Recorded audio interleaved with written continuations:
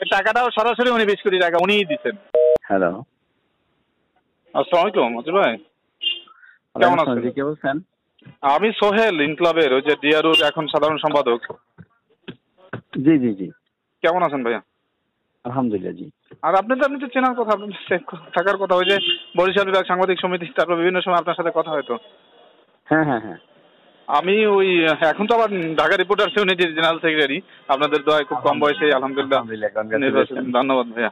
ভাইয়া একটা বিষয়ে একটু ফোন দিয়েছি, ওই আমাদের ইনক্লাবের একটা ইয়ে আছে রিভার সাইড লেদার, এখন এটা আগের এমডি মোটামুটি ওকে করে গেছিল, কিন্তু এমডি স্যার তো আমিও আপনিও যেরকম তারে একটু সাপোর্ট দিচ্ছেন,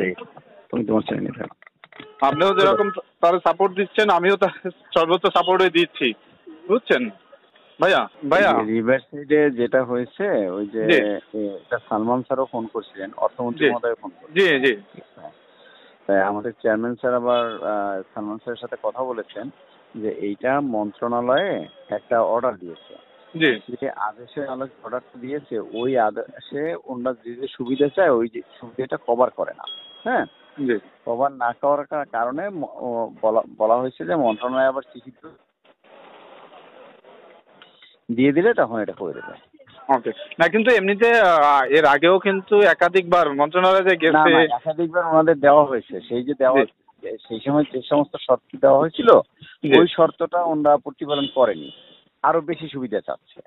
তা আরো যে বেশি সুবিধা চাচ্ছে ওইটা বাংলাদেশ ব্যাংকের সার্কুলারে কভার করে না। না, কিন্তু আমরা তো ভাইয়া ওই এখানে যেটা বলা হয়েছে এমডি স্যারও হয়তো গভর্নর স্যার ভুল বলছেন আর কি একটু, বা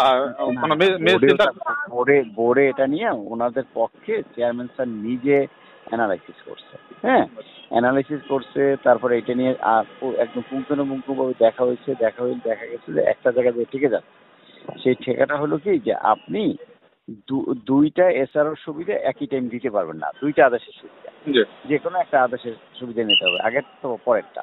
কিন্তু উনি চাচ্ছেন আগেরটারও কিছু নিতে, পরেরটারও কিছু নিতে। তো এই দুইটা আদেশের সুবিধা নিতে গেলে সেই ক্ষেত্রে মন্ত্রণালয় থেকে একটা ক্লারিফিকেশন লাগবে। ওইটা মন্ত্রী মহোদয়ের সাথে কথা বলতে মন্ত্রী মহোদয় বলছে তুমি মন্ত্রণালয়ে পাঠাই দাও, আমি দিয়ে দিই। এই পর্যায়ে আছে জিনিসটা, পজিটিভই আছে না, কিন্তু তারপরেও একটু মনে হয় যে আজকে গভর্নর সাথে এমডি স্যার বলছেন যেটা যে এরা তো সময় বেশি ক্ষেপণ করছে, আসলে সেটা না। কারণ আমি তো জানি এ টু জেড, এবং এই টাকাটা আপনার ফোনেই বলতেছি, আমি তো অতটা গভীরে জানি না, আমার যে আলোচনা হয়েছে সেইটুকু বললাম আর কি। এবং 31শে ডিসেম্বর ছিল 2021 সালের লাস্ট ডেট টাকা জমা দেওয়ার, আমরা 30শে ডিসেম্বর দিচ্ছি এবং টাকাটাও দিচ্ছে সালমান সাহেব, বুঝছেন?